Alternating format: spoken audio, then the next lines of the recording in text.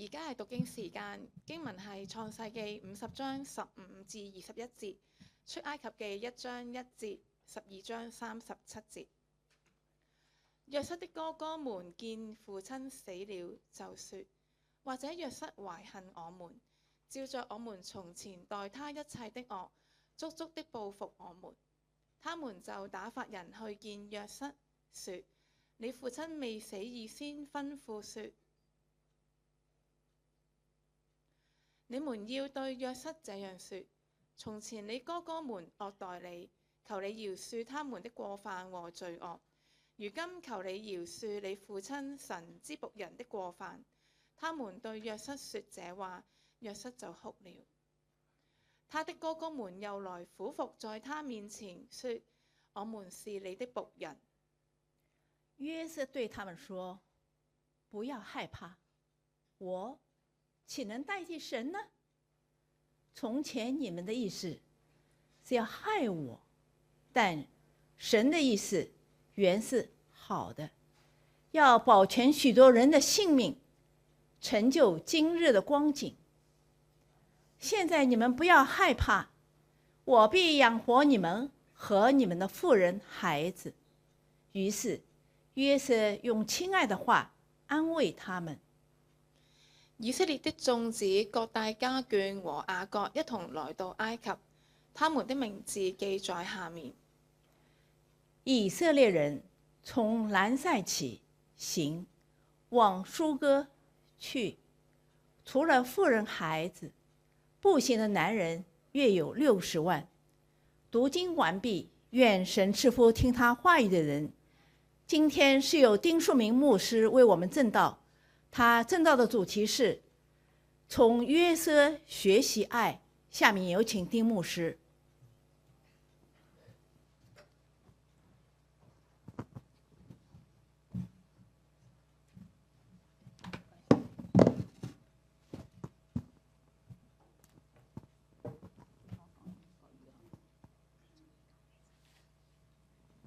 我記得我上一次來分享的時候呢，我是用廣東話，所以這次公平一點，我就用普通話，好嗎？丁牧師上次係講普通話，今次佢講廣東話。哦，我搞錯咗，今次佢講普通話。感謝主，讓我生長在一個很特別的環境裡面，以致我可以會多幾種嘅語言。感謝神俾我生長係唔同嘅環境，以致我可以講好多種嘅語言。啊，不是很多，是幾種而已。係有幾種，都係幾多下嘅。感謝神。所以呢，最近我的老牧師我很小的時候，還7、8歲這樣嘅時候呢，他是我們的牧師。然後最近他99歲，10月30號，他離開世界了。我7、8歲嘅時候識嘅一位牧師係我嘅老牧師，佢10月31號99歲，佢返天家。我有很多很多的回憶，很多美好的回憶。我係有好多好美好嘅回憶。我實在很感恩，讓我從小在一個非常健康、充滿愛神的家長大。我實在感恩係俾我從細係一個好健康並且充滿愛嘅環境長大。特別是我的教會，我們的牧師呢，好幾位，但是他們都很和諧，給教會一個家，神的家的那種氣氛很濃厚。尤其係感謝教會啦，有好幾位嘅牧師，佢哋都好和諧，俾我哋有一種家嘅愛嘅感覺。大家都知道我生長在越南，你哋都知道我係生長喺越南，所以呢，我們環境比較吵鬧，所以我們考試的時候，大家都跑去禮拜堂讀書的。因為環境比較嘈雜咧，我哋臨考試之前都會去到禮拜堂喺度復習嘅。因為禮拜堂5層樓，除了1樓、2樓之外呢，全部是主日學課時。因為我哋嘅教堂係有5層樓嘅，除咗1、2層、一同埋2層之外，其他都係嗰啲主日學嘅地方。所以我們每個人就找一個課時，就在那邊自己讀書、溫習功課。所以我哋啲臨考試嘅學生就每個人就去揾一個課室，我哋就喺度溫習準備考試。我記得我小的時候，我只有3點啊，家、學校、禮拜堂，就是這樣來來回去，就是這麼多地方。咁我細嘅生活咧就係3點一線嘅，就係家啦、學校同埋教堂。我很想我牧師給我們的牧養，我深深的感恩。回顧起牧師俾我嘅牧養，我真係好感恩嘅。是牧師師母教會了我讀聖經和禱告。牧師同埋師母教導我要讀聖經同埋禱告，直到現在我還是用他們教我的那個方式來讀書，讀聖經和禱告。直至今日我仍然係用佢哋教我嘅方法嚟讀聖經同埋禱告。後來我侍奉的時候，我才發現這麼忙，牧師怎麼可以去看小孩子7、8歲的小孩子呢？帶他們學習禱告、讀聖經呢？後尾等我長大，我就諗點解牧師師母可以喺咁忙嘅情況下就可以教導啲咁細7、8歲嘅小朋友嚟讀經禱告呢？然後我少年的時候，他們也是這樣教我們讀聖經禱告，當然程度會深一點咯。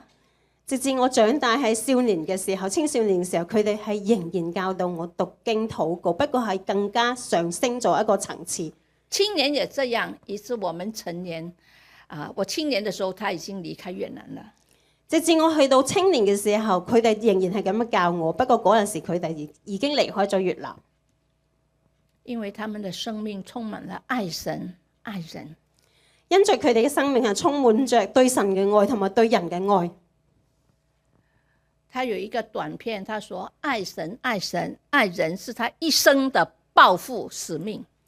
佢有一句話係話愛神愛人係佢一生嘅抱負使命。所以他不但傳福音，他也牧養弟兄姐妹。因此佢唔單單係傳福音，佢亦都用愛嚟牧養弟兄姊妹。對我一生有很深的影響，也對我的侍奉有很深很深的影響。佢哋對我嘅一生以及我嘅服侍係有好深嘅影響。今年我一直禱告，希望有機會去見他們，跟他們說謝謝。今年以嚟我一直係有禱告，就希望我有呢個機會可以見到佢哋，同佢哋講聲多謝。所以6月份我去了加拿大見到他，因此我喺6月份去到加拿大見到佢，跟他說謝謝。我同佢講多謝。我記得我告訴過你哈，他記得我一家人兄弟姐妹的名字和我們的生活狀況。佢係記得我哋一家人所有嘅兄弟姊妹同埋我哋嘅生活狀況。我說他記性很好，他說不是，我想起你們為你們禱告的時候，所以我就記得你們了。我有講佢嘅記性好好，佢話唔係因為我記性好，係因為我每次禱告我都為你哋禱告，因此我就記住你哋嘅情況。當你常常為這些人禱告的時候，證明你愛神愛人。當你常常為一啲人禱告嘅時候，就證明你係愛神愛人。神創造宇宙萬物的之後呢，第一件設立在人間的是婚姻家庭。神創造完世界之後，佢再做嘅第一件事，佢就係創造咗家庭同埋婚姻。所以不是教會是婚姻和家庭。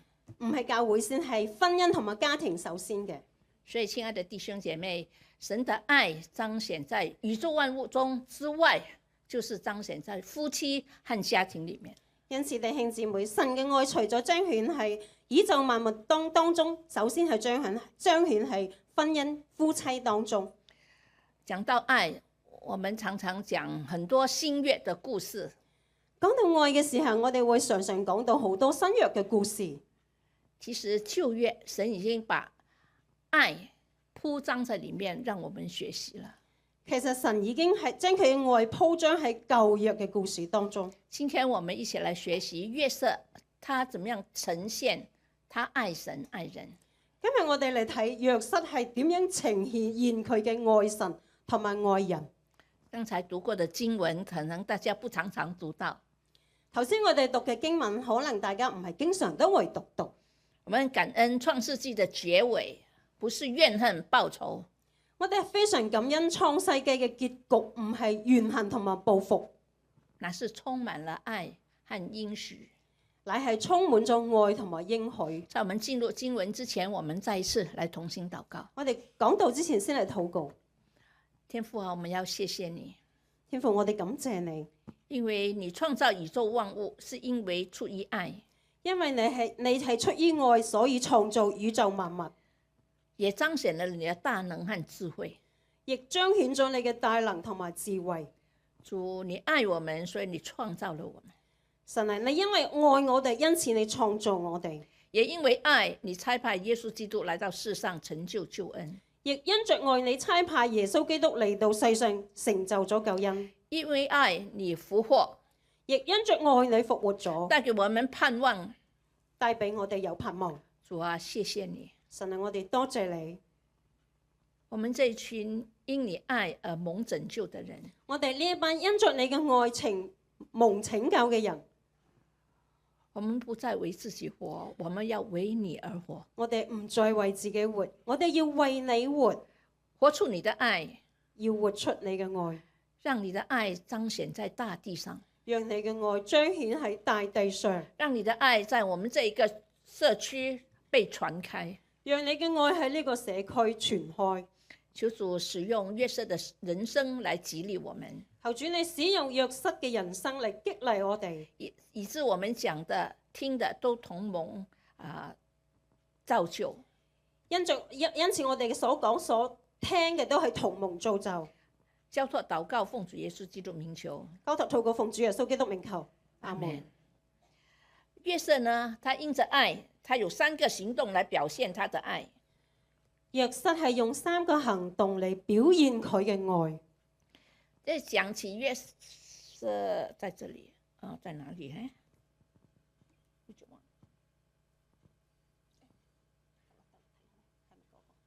你我換。約瑟的人生呢，是充滿了很多很多的痛苦。約瑟嘅人生係充滿好多嘅苦痛。剛才我們讀過的這一段經文，就是他的爸爸雅各去世之後。頭先我哋讀嘅經文係佢嘅父親雅各去世之後，那些出賣過他、讓他受苦、帶來他1年很長時間的傷痛的那群哥哥們，就來到他面前。係佢嘅嗰一幫嘅哥哥出賣佢，帶嚟佢一生中好多連串嘅苦痛嘅哥哥們，就嚟到佢嘅面前嚟哀求佢。因為他們想，他們這樣對約瑟，約瑟不可能對他們真的好。因為佢哋諗，我哋曾經係咁樣傷害過約瑟，約瑟係冇可能真心對佢哋好。其實他哥哥們也不真的有愛心。其實約瑟嘅哥哥們亦都唔係話因為有愛心，所以他也不相信別人有愛。因此佢哋係唔相信其他人會有愛。他們說小偷呢，最知道、最敏感別的小偷來。人哋話做賊嘅咧就最敏感，有其他嘅賊會嚟。因為他做賊，所以他常常去覺得身邊的人都是賊。因為佢本身係做賊嘅，佢就諗住所有嘅人都係有賊心嘅。一個沒有愛的人，也不相信別人會愛戴他。一個冇愛嘅人唔會相信其他人會愛佢。所以他哥哥們就來求他，用盡了不同的方式來請他原諒他。因此約瑟嘅哥哥們就嚟求佢用唔同嘅方式嚟哀求佢。又說他爸爸吩咐的，並編造話係佢嘅爸爸吩咐佢哋咁樣講嘅。或者他們來到他面前跪拜他，請他原諒。並且佢哋嘅佢約瑟嘅哥哥嚟到約瑟嘅面前係跪落嚟哀求佢嘅。約瑟聽見他們哥哥說話之後，17節最後說，約瑟聽見就哭了。17節有講到約瑟聽咗佢嘅哥哥們啲講嘅話之後，佢就喊咗，因為他知道他哥哥不是真的悔改，也不是真的已經懂得愛。因為約瑟係知道佢嘅哥哥唔係真係悔改咗，亦都唔曉得乜嘢係真正嘅愛。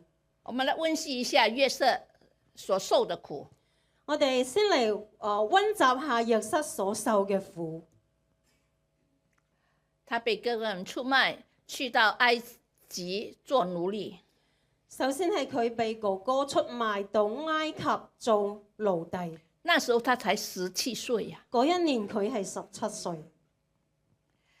他做奴隸，這些我們以前講過哈，你也應該熟悉。所以呢，等到他做奴隸的時候，他那麼認真的工作，所以他的老闆很喜歡他。佢做奴隸嘅時候都係好認真咁做工作，佢嘅老闆就好喜愛佢。但是他的老闆娘不是這樣想。問題老闆娘就唔係咁樣認為。看見這個年輕人又壯又漂亮又聰明，就愛慕他。老闆娘見到呢個又後生又靚仔又英俊，就愛上咗佢，就一直誘惑他來做一些錯的事情，就一直用各種方法引誘約瑟嚟做錯誤嘅事，要約瑟來與他同情，要約瑟嚟同佢同寢。結果當然約瑟一個敬畏神的人就拒絕他。因着約瑟係敬畏神嘅人，佢就拒絕，結果他又被陷害冤枉去坐牢。最後約瑟被呢個老闆約娘陷害，就送咗去監獄坐監。但是在監牢裡面，他也很可憐，他幫助其他的人，結果這些人都把他的恩情忘記了。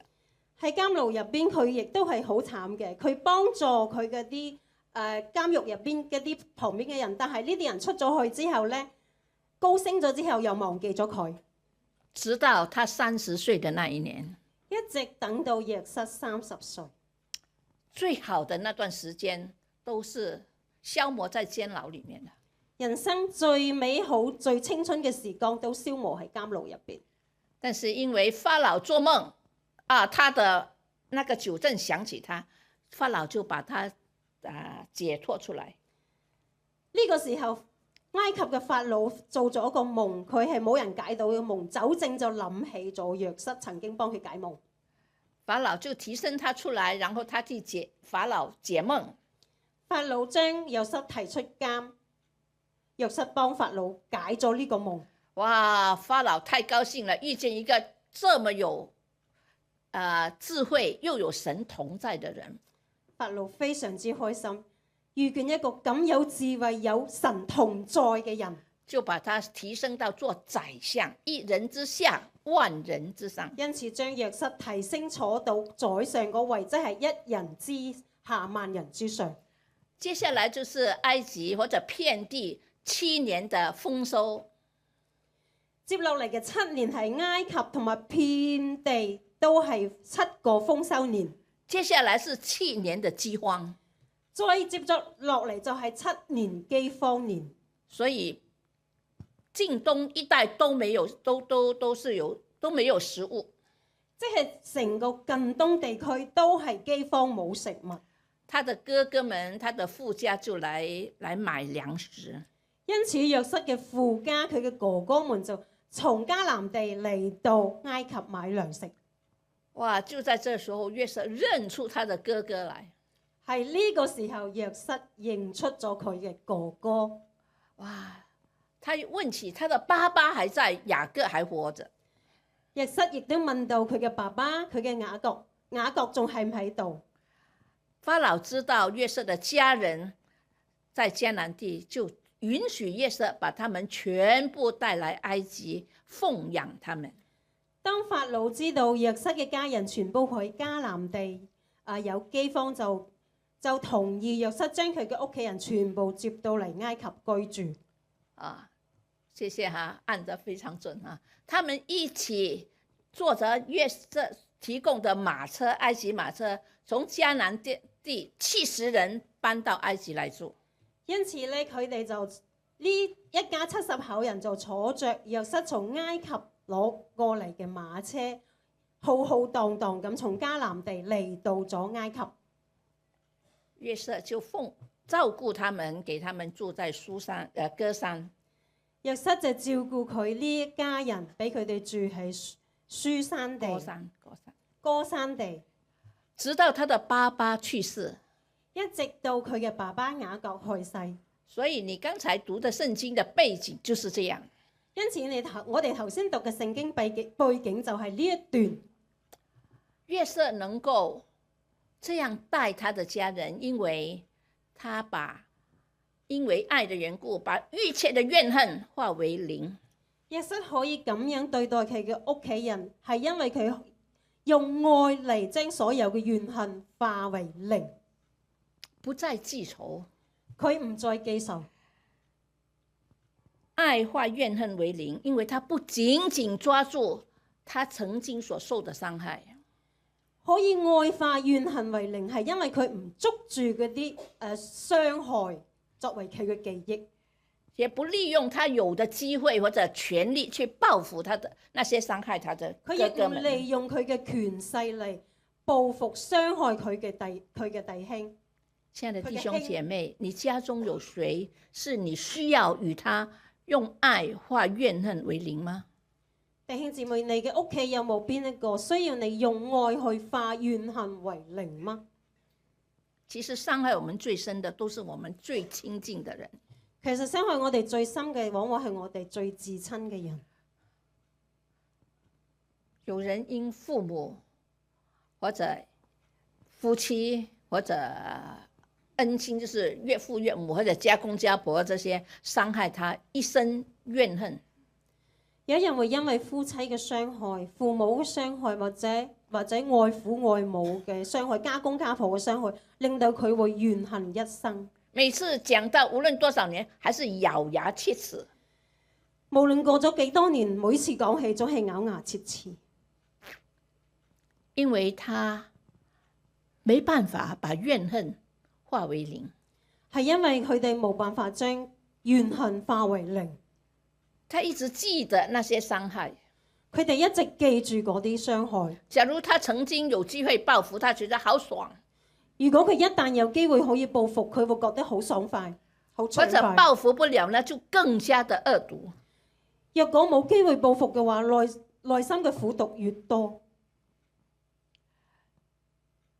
我們能夠輕鬆，能夠有力量繼續好好的生活，是因為能夠因愛把怨恨化為零。我哋可以輕鬆好好咁生活，乃係因為我哋可以用愛化怨恨為零。約瑟很早他已經選擇了把舊日的怨恨，不讓舊日的怨恨來轄制他。其實約瑟係好早就選擇唔俾怨恨嚟捉緊佢，是他的選擇，係約瑟自己嘅選擇，不是對方有什麼改變。唔係因為對方改變咗，直到他爸爸死，他的哥哥們都沒有改變，直至佢爸爸死咗，佢嘅哥哥們都冇改變，還是不懂得什麼叫做愛。佢哋仍然係唔懂咩叫做愛，他也不相信約瑟能夠因愛化怨恨為零，佢哋亦唔相信約瑟可以因着愛可以化怨恨為零，所以他們才講那一番話。因此佢哋會講頭先講一大堆話。你原不原諒人是你的選擇，你原唔原諒人係你自己嘅選擇。約瑟選擇不讓怨恨轄制他。約瑟係選擇唔俾怨恨嚟克制佢。為什麼可以這樣做呢？佢點解可以咁樣做？為什麼我和你常常失敗呢？點解我同你常常失敗？沒辦法化怨恨為零，冇辦法使怨恨為零，因為我們不夠敬畏神，係因着我哋唔夠敬畏神，也不信靠神，亦唔信靠神，不認識神的愛，唔認識神嘅愛，所以怨恨就佔據了我們的心。因此怨恨佔據咗我哋嘅心。我們記得都是他的錯，他的錯，他的錯。我哋成日記得都係佢嘅錯，佢嘅錯，佢嘅錯。就像有一個小朋友，也是他爸爸帶他出去逛街。正如一位小朋友，佢爸爸有一次帶佢去行街。啊，天氣很熱，爸爸就買了個冰棍給他吃。因為天時熱，爸爸買咗個冰淇淋俾佢食。哇，他就更加開心，吃着那個冰棍啊，很開心的。小朋友就好開心，食住嗰個冰淇淋。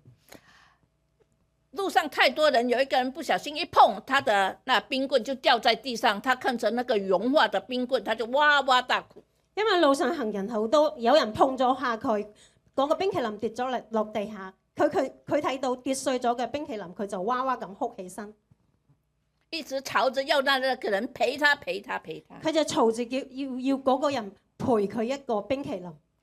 他爸爸沒說什麼，就把他抱起來，帶他進去shopping center 哈，爸爸冇講咩，就抱佢起身去到商場入邊，然後就帶他進那個超市，帶他去看，全部是冰淇淋，一大盒一大盒的，給他選，他選最大的那一盒。然後佢睇到爸爸俾佢選所有嘅冰淇淋，佢見到咁多，佢就選咗最大一盒嗰個冰淇淋。爸爸就把那個這麼大的一盒冰淇淋都放在那個車上面，他就不再哭了，推着那個有冰淇淋的車，很開心了。爸爸就買咗呢大盒嘅雪糕雪條放喺嗰個車仔嗰度推住出嚟，小朋友就好開心。對於他來說，這一大盒的 ice cream 比剛才那個冰棍什麼都不是。咁大一盒嘅雪條，對於頭先跌碎咗嗰支雪條嗰個小雪條算得乜嘢？我們能夠原諒別人，是因為我們領受了神豐盛無比的愛。我哋可以原諒人，係因着我哋已經領受咗神豐盛無比嘅愛。所以那一個傷害還算什麼呢？因此嗰個小小嘅傷害算得乜嘢？因為神的愛夠大，讓我們可以用化怨恨為零。因為神嘅愛係夠大，使我哋可以化怨恨為零。我剛才說，我們不能夠原諒別人，因為我們不知道神的愛。我頭先講，我哋唔識得原諒人，係因為我哋唔知道神嘅愛。你沒有經歷過神的愛，你冇經歷過神嘅愛，所以你就不能愛。所以你係唔能夠去愛，缺少了愛的能力，係缺少咗愛嘅能力。因為你對神的愛認識不夠，因為你認識神嘅愛唔夠，你經歷神的愛也不夠，你經歷神嘅愛亦唔夠。親愛的弟兄姐妹，但願你和我因神的愛，我們化怨恨為零。親愛嘅弟兄姊妹，願你同我都可以因為神嘅愛可以化怨恨為零。當你因為愛，你放手放下那些怨恨，這不是一種弱者的行動，而是更強的屬靈內在。如果你因着愛可以放手放棄嗰啲怨恨，唔係因為你軟弱，而係你有更強嘅屬靈。你有神的愛，你靈命更好，所以你能夠赦免，能夠原諒。因為你有神嘅愛，你嘅靈命更加強，所以你可以去赦免。有一句話是杏林子說的，杏林子講過一句話：能夠愛是一種幸福，懂得愛是一種智慧。杏林子講，能夠愛係一種幸福，懂得愛係一種智慧。能夠愛是幸福的，能夠愛係幸福嘅。化怨恨為零，你就能夠愛。化怨恨為零，你先至可以去愛。因神的愛，我們化怨恨為零，這是一種屬天的智慧。因着神嘅愛，我哋化怨恨為零，係一種屬天嘅智慧。我們一起讀這兩句話好嗎？我哋一齊嚟讀呢兩句話。來，請先讀廣東話。能夠愛是一種幸福，懂得愛是一種智慧。來，普通話，能夠愛是懂得愛是一種智慧。把這一句話送給你。呢兩句話送俾你哋。當我讀到這句話的時候呢，我很喜歡，我就把它打字出來，放在過了那個 laminate 哈，就貼在我的冰箱上。因為我好中意兩句話，所以我就將佢過塑咗貼喺我冰箱嗰度，提醒我自己，係不停咁提醒我自己。我如果能夠多一點去愛，我是幸福的人。提醒我自己，如果我可以多一啲去愛，咁我就係一個幸福嘅人。假如我懂得用神的愛去愛人，我就是一個有屬靈智慧的人。假如我可以懂得用神嘅愛去愛人，咁我就係有屬靈智慧嘅人。耶穌基督是無條件的愛我們啊！耶穌基督係無條件咁愛我哋。約瑟不單止因愛化怨恨為零，約瑟唔單單係因為愛化怨恨為靈，他更是因為愛化怨恨為恩。佢更加係因為愛化怨恨為恩。我讀給大家聽哈我，讀他的俾你哋聽哥哥們也來了，俯伏在他面前說：“請聽，我們是你的奴僕。”約瑟對他們說：“你們不要害怕，難道我能代替神？我代替神了嗎？你們從前存心害我，神卻存心讓我這事成為美好，就是要成就今天的光景，使許多人可以存活。因此你們不要害怕，我會照顧你們和你們的小孩。”於是約瑟安慰他們，說話安定他們的心。你們看見約瑟不單止不計算他們的惡，還安慰他們。你哋睇到約瑟唔單止唔計算佢哋嘅惡，仲要安慰佢哋。為什麼約瑟這麼偉大？我們說，我哋會話點解約瑟可以咁偉大呢？不是他偉大，也不是他好。唔係佢偉大，亦唔係因為佢好。聖經說第19節說：“我難道能夠代替神嗎？”聖經第19節係咁樣講：我難道可以代替神嗎？他看見他生命中所遭遇的困苦是有神的掌管，係因為約瑟睇到佢生命當中遭遇嘅苦痛係有神嘅掌管。今天我們剛才唱歌的第3首讚美，讓我們怎麼樣說生命越來越提升，對嗎？就好似頭先唱嗰首詩歌，讚美使我哋嘅信心更加升華。可以代替讚美2個字，就是饒恕，讓你的生命提升。亦都可以講饒恕可以令到你嘅生命提升。約瑟看見神的愛，所以他就能夠饒恕別人。約瑟看見神嘅愛，因此佢可以饒恕。他因為有愛神的緣故，他能夠看見神的作為在他的生命中。佢因為愛神嘅緣故，佢就睇到神嘅作為喺佢嘅生命當中。他看見神怎麼恩待他，所以他也學着去恩待別人。佢有睇到神係點樣恩待咗佢，因此佢就知道去恩待別人。這是一個很高很高的智慧。呢一個係一個好高嘅智慧。他回想自己的經歷，當約瑟回想佢自己嘅經歷，他發現他一切的經過，神都一直帶領着他。佢又發現佢一切嘅經歷有神嘅帶領。他從自己的經歷當中看見神美好的旨意。佢從自己經歷當中係睇到神美好嘅旨意。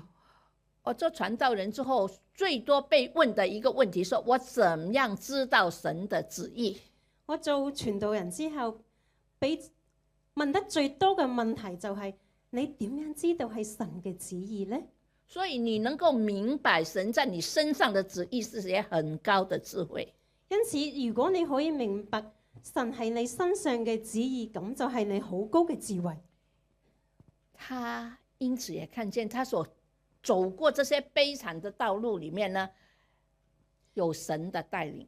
因此，約瑟睇到佢所經歷過嘅悲慘嘅經歷當中係由神嘅旨意，所以他就安慰他的哥哥們說：不要怕，我豈能代替神呢？因此，約瑟可以安慰佢嘅哥哥們，就話唔使驚，我豈能代替神呢？你們想要害我，但是神的存心是讓這些變成美好。你哋原本係害我，不過神可以將呢一切變為美好。神的大能一個很特別的功效是什麼呢？神嘅大能一個好大嘅功效係乜嘢呢？死蔭的幽谷有神的同在，就係死蔭嘅幽谷都有神嘅同在。在敵人面前，神擺設筵席，係敵人嘅面前，神為你擺設筵席。神總是能夠把不好的變成好的，神總係可以將唔好嘅變為好嘅。他可以將不好的和好的一起共存，佢可以令到好嘅同唔好嘅共存，讓我們得益處。係使我哋得益處。你相信嗎？你信唔信？你看見嗎？你睇唔睇到？你經歷過嗎？你經歷過嗎？假如有，如果有，你就能夠像約瑟一樣，化怨恨為恩。你就可以好像約瑟咁樣化怨恨為恩。因為約瑟知道他不是那個最後的審判官，因為約瑟知道佢唔係最後嗰位審判官，他不能斷定什麼是好，什麼是壞，佢唔能夠判斷乜嘢係好，乜嘢係壞，誰是錯，誰是對，誰是誰非。因為有神做最後的判決。因為有神作最後嘅判決，所以他說：我豈可以代替神？因此佢可以講：我豈可以代替神呢？我們常常忘記了這一個重要的真理。我哋係常常忘記咗呢一個咁重要嘅真理。我們把自己當作神，我來決定你錯我對。我哋常常將自己當作神嚟決定係你錯，我係啱嘅；他們錯，我們對。係佢哋錯，我哋啱。所以我們心裡就失去愛，失去饒恕的能力。因此我哋內心就失去咗愛，失去咗饒恕嘅能力。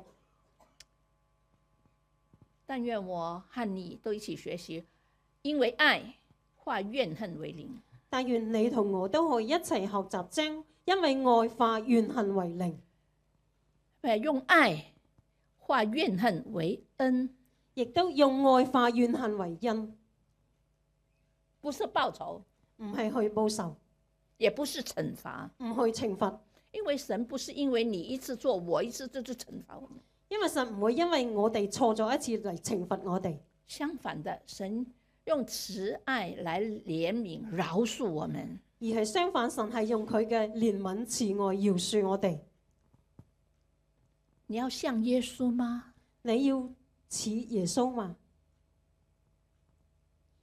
那就學習靠主的恩，靠主的愛，化怨恨為恩。咁就要學習靠主嘅愛，化怨恨為恩。所以我們要饒恕一個人，不是因為對方配得這個饒恕，不。因此，當我哋要饒恕一個人嘅時候，唔係因為佢配得饒恕。在十字架下面的那些人配得主耶穌饒恕他們嗎？喺十字架下面嗰啲人配得耶穌饒恕佢哋嗎？不配，係唔配。你我也配得耶穌饒恕嗎？你同我配得耶穌嘅饒恕嗎？配得耶穌赦免我們的罪嗎？配得耶穌赦免我哋嘅罪嗎？以弗所說，我們蒙赦免全是恩典。以弗所書講，我哋蒙赦免全是恩典，沒有什麼可誇的，冇咩可以誇口嘅。假如神用無條件的愛來愛我、愛你，假如神已經無條件咁愛我同埋你，我們就可以學耶穌一樣，用因愛化怨恨為恩。我哋就可以效法耶穌咁樣，因為愛化怨恨為恩。因為神可以使用這些苦難、不公，塑造一個更好的我。因為神係可以使用呢啲嘅苦難、呢啲嘅不公嚟更好咁塑造我哋。怎麼樣營造一個有愛的家呢？咁我哋點樣嚟營造一個有愛嘅家呢？因為我們總以為愛就是很甜蜜、很甜蜜哦，我哋溫暖甜蜜。我哋常常會以為愛就係成日都係好甜蜜啦、好溫暖咁嘅。愛不只是一種感覺，溫暖甜蜜的感覺。愛不僅僅係一種感覺，一種溫暖同埋甜蜜嘅感覺。更重要的，愛是當你有能夠包容、能夠饒恕的時候，那才是真正有愛。更重要嘅係，當你能夠包容同埋饒恕嘅時候，呢啲先係真正嘅愛。用愛來付出代價、犧牲，係可以用愛嚟付出你嘅代價同埋犧牲。因為相信神，所以我知道我能夠愛，因為他是公義的。因為神係公義嘅，因此我就可以做到，我可以相信愛。所以一個能夠有充滿愛的家庭，必須有一個人先願意去愛。咁一個充滿愛嘅家庭，必須係首先有一個人願意先嚟愛，他走出第一步，付出愛。係呢個人走出咗第一步，係付出咗愛。这样这个家才有改变的机会。咁呢個家先至有機會改變。这个人是你嗎？呢個人係唔係你？我告訴過大家一個故事，就是我在神學院念書的時候，我曾經講過一個我嘅經歷，即係我喺神學院讀書嘅時候。我有一年我要負責處理全校學生的住在哪個房間的安排。有一年我係負責全校學生嘅住宿安排，所以我排來排去，學校有一些原則讓我們跟着做的。學校有俾一啲原則俾我哋嚟做，我就喺度排下，花了很多精神咯。我係用咗好多嘅精神，但是結果排來排去，大家都不滿意。但係最後嘅結果係大家都係唔滿意嘅，甚至有一些同學來罵我，甚至有啲同學嚟鬧我。一個最兇的就指着鼻子，這樣罵。最惡嗰個係指住我嘅鼻嚟鬧我。我父母都未曾這樣罵過我。我嘅父母都未有試過咁犀利咁惡咁鬧我。我在想，原來侍奉神為神學院做事情得來的不是謝謝，而是被罵。我當時喺度諗，我為神學院嚟做事服侍得嚟嘅唔係感謝，而係俾人鬧。很難過，他們用的話都很難聽。佢哋用好難聽嘅話嚟鬧我，我嘅心情好難過。我就跟我的訓導主任說，可不給我離開學校，不要住在學校幾天，我在外面睡覺，不敢在學校睡了。因此我就去到訓導主任嗰度話，可唔可以請求佢俾我喺校外住幾日，俾我安靜下，我唔想喺呢度對住佢哋。因為你一天到晚給人家罵是受不了的。因為你一日到黑就俾人鬧，係真係頂唔順。然後我記得那天接下來的那一天是禮拜四，咁我仲係記得第二日就係星期四，是神學院最後一個聖餐的崇拜，亦係神學院最後一個聖餐嘅崇拜日。我要預備聖餐，咁我就要預備聖餐，所以我很早去到禮堂去安排這一切。咁我就嗰日好早就去到禮堂就準備呢啲嘢。然後我就坐下來，我就禱告主啊，為什麼這樣？嗰時我坐落嚟就禱告，我就問神點解會咁樣呢？覺得自己很冤枉啊！我嗰陣時覺得自己好冤枉。你們讀書做功課，我要幫你們排房間。你哋喺度讀書，你哋做功課，但係我呢就要為你哋安排住宿。花了這麼多時間，然後還被罵的。我用咗咁多嘅時間，結果你哋鬧我。是老師們定下來的規矩，我執行而已。係老師定落嘅規矩，我只不過執行啫。幹嘛罵我呢？你點解鬧我？唉，覺得很委屈啊！我就覺得好委屈。在那邊因自己的委屈就哭着來禱告。係因為自己覺得委屈，我就喊住嚟禱告。然後主一個微小的聲音回應我。不過嗰個時候，主有一個好微弱嘅聲音嚟提醒我。你不是說你要學無條件愛我嗎？你唔係講過你要學我無條件咁愛咩？不，我答應神說我要無條件愛他。唔係喎，我只不過答應係無條件咁愛神。主就說你無條件愛我，你就愛他們吧。咁主又講，你既然話無條件愛我，咁你就要無條件咁愛人。我哭得更厲害，我就喊得更加犀利。原來你說你要愛神，就要無條件的接受這一些的委屈，還要愛他們。原來當你應承要愛神，你就要無條件咁愛呢啲唔可愛嘅人，你仲要接受佢哋。你的家能夠有愛，我們的教會能夠有愛，因為有一個人先願意去愛。我哋嘅家一可以有愛，教會可以有愛，係因為首先有一個人願行出第一步去愛。你願意嗎？你願唔願意？你願意嗎？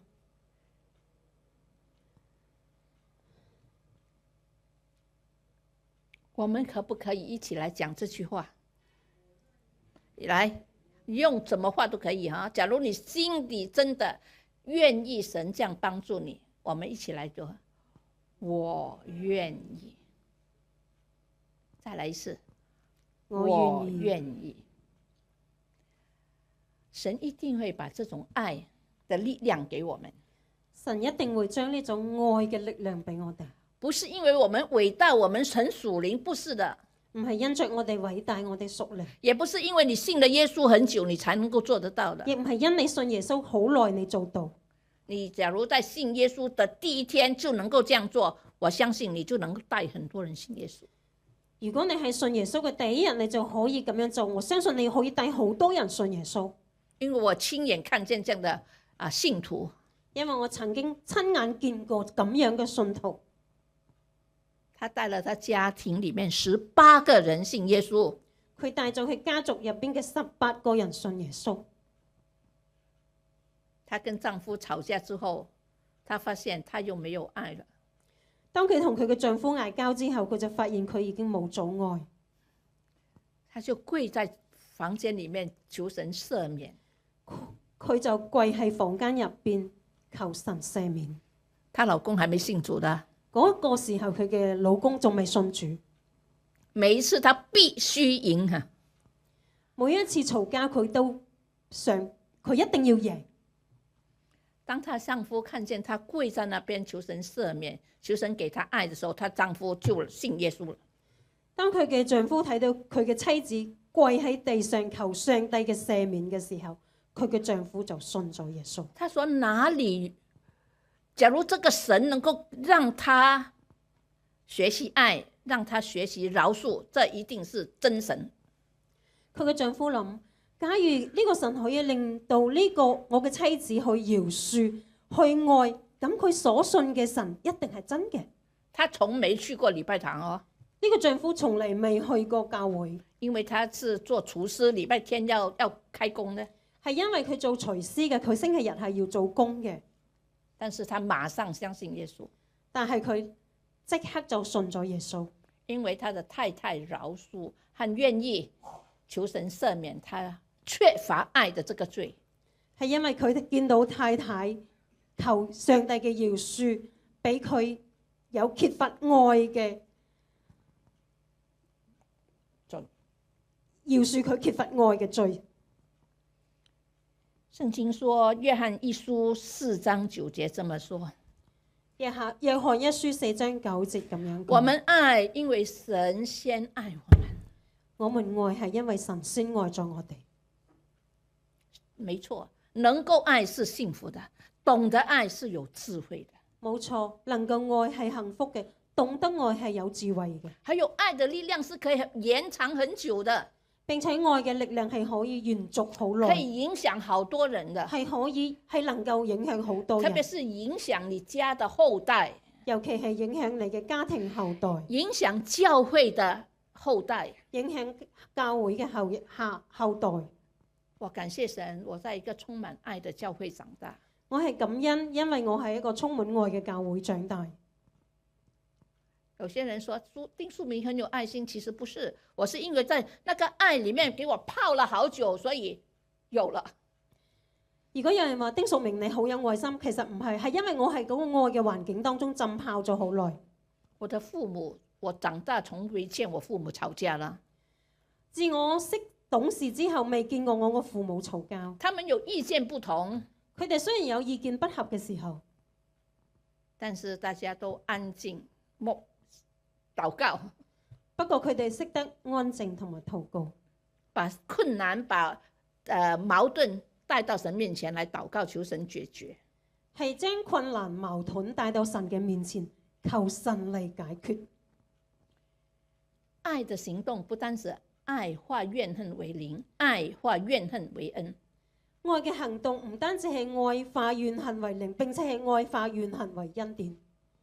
更厲害的力量是化家門昌盛，更犀利嘅力量係化家門昌盛。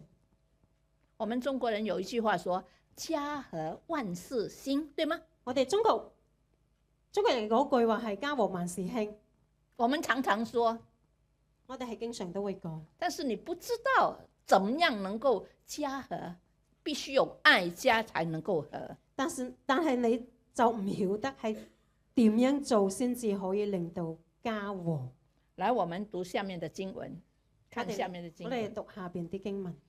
在創世紀50章26節說，約瑟死了，然後他是活了110歲，約瑟死嘅時候110歲，然後人把他用香膏存起來，人就用香膏將佢嘅屍體他的棺保木存起身，留在埃及。佢嘅棺木就留喺埃及。當然，他臨死之前吩咐他的家人說，有一天他們離開埃及的時候，應該把他帶出去。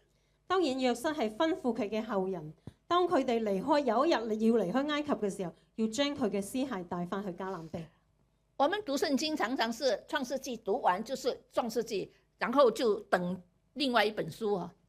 我哋讀聖經常常係讀完咗創世記咧，仍然係創世記，就跟住就等另外一卷書到嚟。在希伯來人不是這樣的，但係希伯來人讀經唔係咁樣嘅，也就是說希伯來人呢，希伯來文的聖經沒有創世紀、出埃及記、利未記這樣分成5卷書的，沒有。亦即係話希伯來人嘅聖經咧係唔會將摩西五經分開嚟睇嘅，是整本5卷書一起看的。係成個創出利未申合併埋一齊，係一卷書嚟讀嘅。所以創世紀完了就進入出埃及記。因此，當佢哋讀完咗創世記之後咧，佢哋跟住落嚟就會讀出埃及記。出埃及記第1章第1節這麼說：以色列眾子隔代家眷與雅各一起來到埃及。咁出埃及記嘅第1章第1節就已經咁樣講，以色列眾子各大家眷與雅各一齊嚟到埃及。我不讀那麼多，你回家讀。第5節說雅各所有的血脈子孫共70人。咁亦都講到其他嗰啲我唔讀。第5節講雅各嘅所有血脈子孫共有70人。後來約瑟和他所有的兄弟以及那一代的人都死了。後來約瑟同佢所有兄弟以及那一代的人都死了，但是他們繼續住在那裡。不過佢哋係繼續住喺埃及。以色列人怎麼樣呢？第7節說以色列人這繁衍滋生增多極其強大，遍滿那地。咁跟住落嚟嗰個以色列人點咧？佢哋就繁衍滋生增多極其強大，遍滿嗰地。因為有約瑟，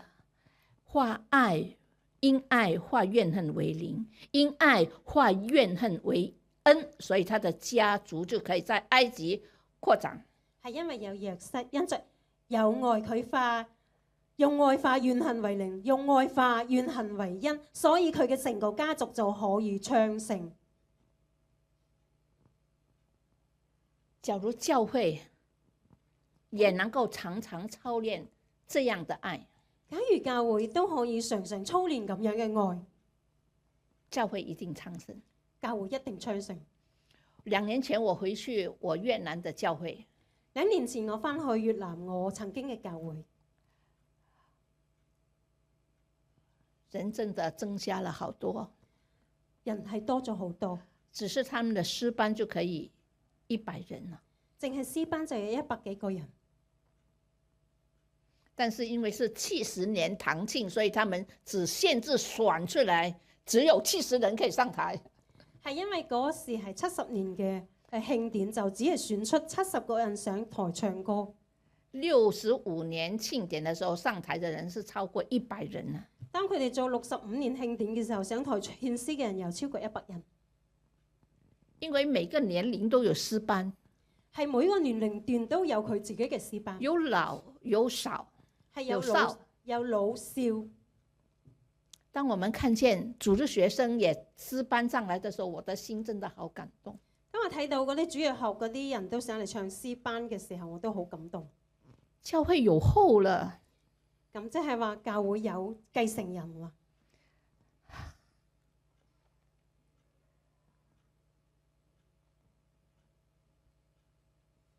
不單只是我們在下許多人眼睛充滿了淚水，知道教會有盼望。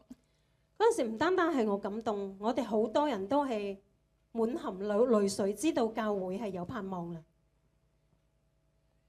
在共產的國家裡面，教會可以這樣延伸，是因為愛。係共產呢個國家教會可以咁樣，係因為有愛。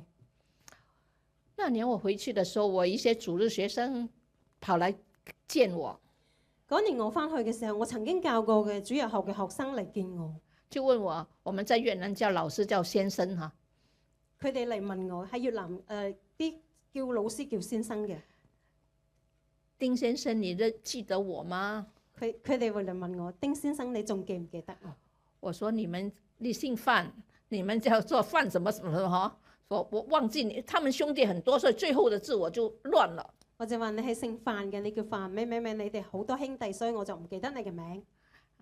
他就來告訴我說，我的太太來了，我的兒子、我的媳婦、我的孫都在這裡。佢就話我嘅太太都嚟，我嘅仔、我嘅媳婦、我嘅孫都喺呢度。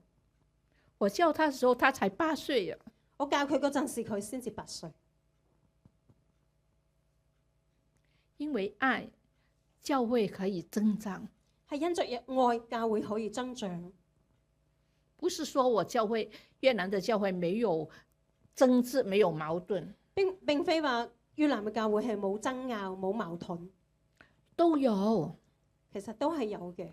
但是其中有不少的人願意化怨恨為零，化怨恨為恩。但係就係因為有好多人係願意用愛化怨恨為零，用愛化怨恨為恩，所以他們的家增長，教會也增長。因此可以家庭增長，教會增長。我們看剛才的經文，對12章37節，我要請大家一起來讀。我哋讀出12、37節，請普通話先讀來。以色列人從蘭塞起行，往蘇格去，除了婦人孩子，步行的男人約有60萬。怎麼讀的很少普通話的人嗎？今天再來讀一次，請。往蘇格去。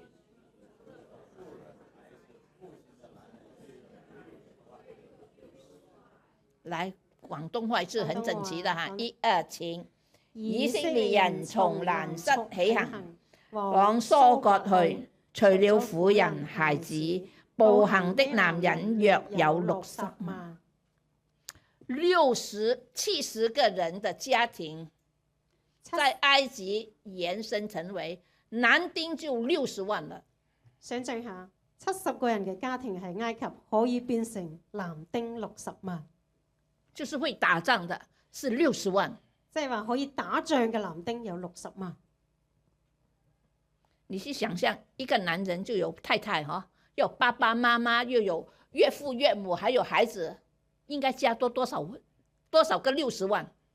你想象下，一個男人佢會有老婆、有孩、有兒女、有父母，咁60萬會變成幾多個60萬？看看這幅圖，我好喜歡。睇下呢幅圖畫，我係好中意。愛花家門昌盛，係愛化家門昌盛。我們都希望我們的家昌盛，我哋都希望我哋家係昌盛。我們更希望教會昌盛，我哋更加希望教會昌盛。沒有太多的辦法，冇好多嘅辦法，能夠愛就可以了。能夠愛就已經得㗎啦。實行這3個愛的行動，教會一定昌盛。實行呢3個愛嘅行動，教會一定昌盛。你的生命也會變成很精彩。咁你嘅生命亦都會變得好精彩。這就是坐在中間那個人，就是杏林子。圖當中坐喺中間嗰個就係杏林子。他就是說這句話的這位女士。係佢講嘅頭先嗰句話嘅嗰位女士。他還寫了一些的短詩。佢寫咗好多嘅短詩。我要選一個讀給大家聽。我選一篇讀俾你聽。有一天，當我的腦波停止，求你讓我把智慧留下。有一天，當我的手臂低垂，求你讓我把經驗留下。有一天，當我的雙腿不再脈動，求你讓我把決心留下。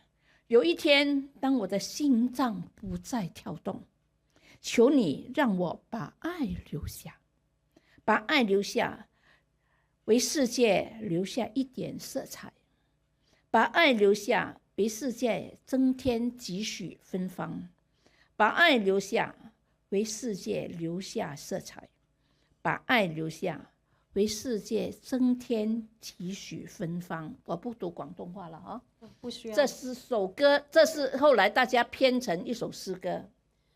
佢杏林子寫嘅呢篇詩歌就後尾就變成咗一個讚美嘅詩歌，在天韻的那個詩歌裡面，係天韻嗰度，大家可以睇到。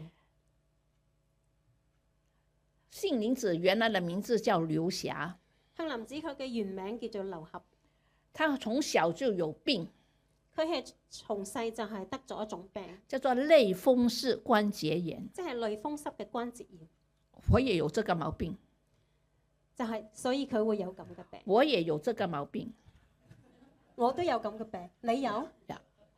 不過唔係好嚴重，所以我知道有多辛苦。因此我知道得呢個病係有幾辛苦，所以我很愛看他的書，因此我係好中意睇杏林子嘅書，有許多共鳴。因為當中有好多共鳴。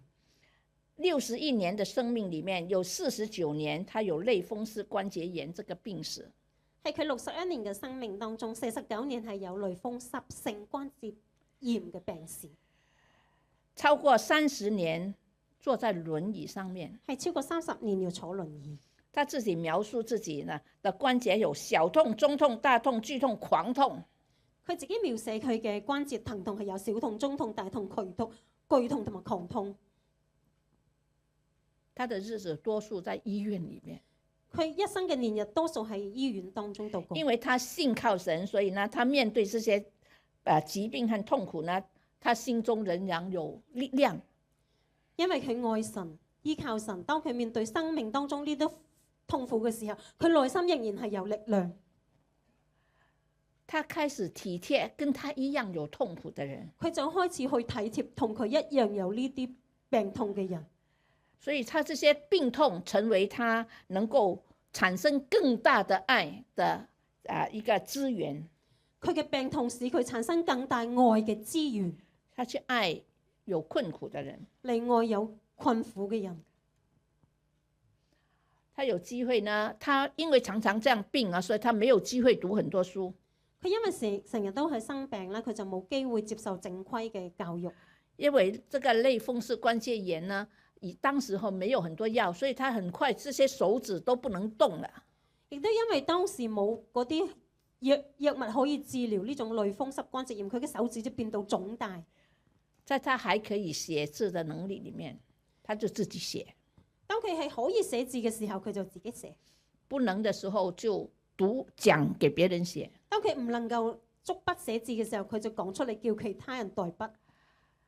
他拿過台灣10大傑出青年獎，佢拿過台灣嘅10大傑出青年獎。他的散文和舞台劇、小說這些，哇，好多好多。佢係寫咗好多嘅散文、舞台劇同埋小説。我一個願望是我想收集他所有的書。我係有一個願望係可以收集佢所有嘅作品。我很多，但是還沒有收集齊。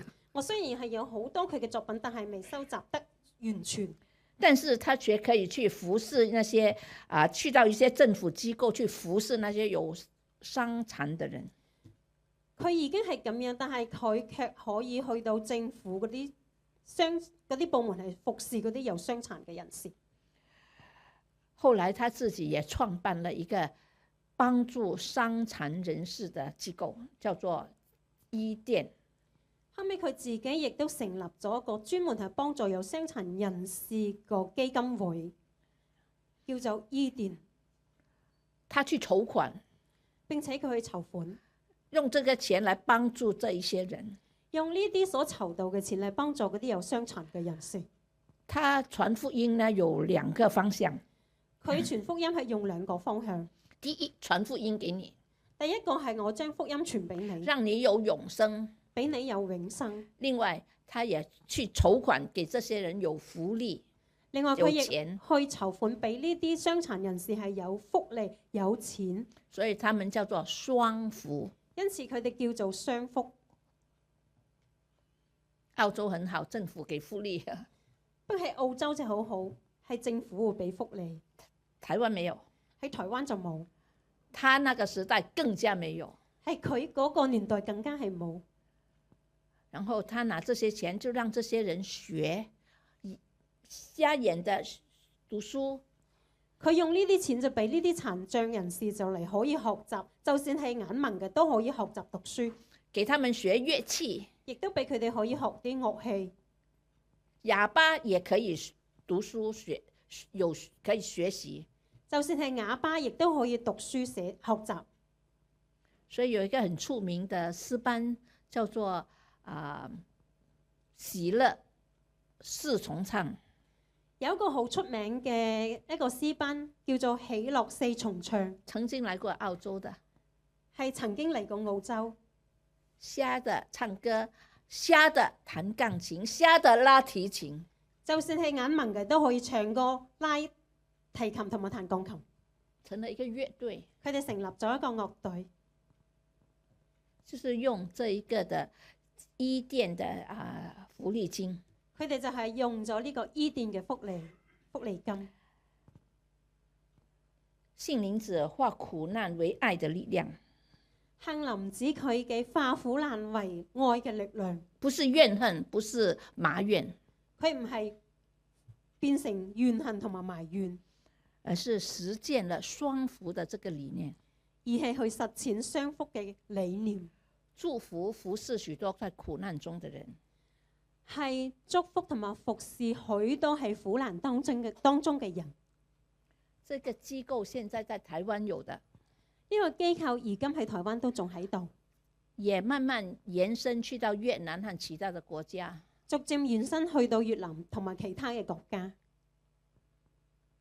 因為有一個愛的人願意愛化怨恨為零，因為有一個人願意去愛，用愛化怨恨為零，用愛化怨恨為恩，用愛化怨恨為恩，也因此愛化家門昌盛。因此就可以用愛化家門為昌盛，神的家得到昌盛，神嘅家得着昌盛，叫這些在肉體上困苦的人得到永生，得到幫助。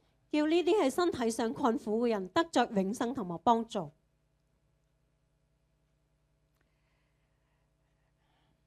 原來神的心意是讓我們每一個人都可以生活在愛的裡面。原本神嘅心意係使我哋每一個人都生活喺愛嘅當中。我們感謝神，創世紀的結尾不是審判和報仇。我哋感謝神，創世紀嘅結尾唔係審判同或者係報仇，乃是充滿了愛和饒恕的見證，乃係充滿愛同埋饒恕嘅見證，修復了家庭的破碎，修復咗破碎嘅家庭，並且讓神的子民昌盛延伸。並且俾神嘅子民得以昌盛同埋延伸。我和你不能選擇出生在哪個家庭，我同你唔可以選擇出生喺邊一個環境家庭，在苦難受傷中，你可以選擇要怎麼樣去面對。但係喺苦難受傷當中，你有權選擇點樣面對。求神幫助你，我效法約瑟這樣去愛。求神幫助你同我效法好似約瑟咁樣嚟愛。靠主，讓我們的家庭、我們的教會、我們的社區充滿愛。靠主使我哋嘅家庭、我哋教會、我哋社區都可以充滿愛。約瑟實踐愛的3個行動是什麼呢？約瑟實踐愛嘅3個行動係乜嘢？記得嗎？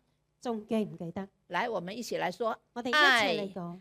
愛化怨恨為零，係愛化怨恨為零。愛化怨恨為恩，愛化怨恨為恩。因為有神的愛，我們就能夠昌盛。因着有神嘅愛，我哋得以昌盛。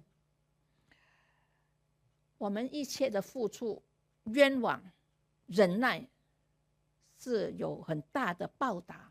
我哋一切嘅付出所受嘅委屈、苦難，都會得着好大嘅報答。因為你的家會昌盛，因為你嘅家會昌盛，你的教會會昌你盛，嘅教會會昌盛，神的國度會擴張，神嘅國度得着擴張，再大的犧牲還是值得的。再大嘅犧牲都係值得。耶穌說，人若賺得全世界，得到一個靈魂，都值得。耶穌基督話，就算失喪生命，得着一個靈魂都係值得。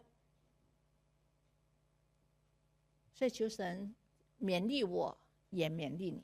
求神勉勵你，亦都勉勵我。我們同心來禱告。我哋一齊禱告。主啊，謝謝你留下約瑟生命的故事，神多謝你留低約瑟生命嘅故事，不是讓我們佩服他，唔係要我哋要佩服佢，而是讓我們效法他。乃係叫我哋要效法佢。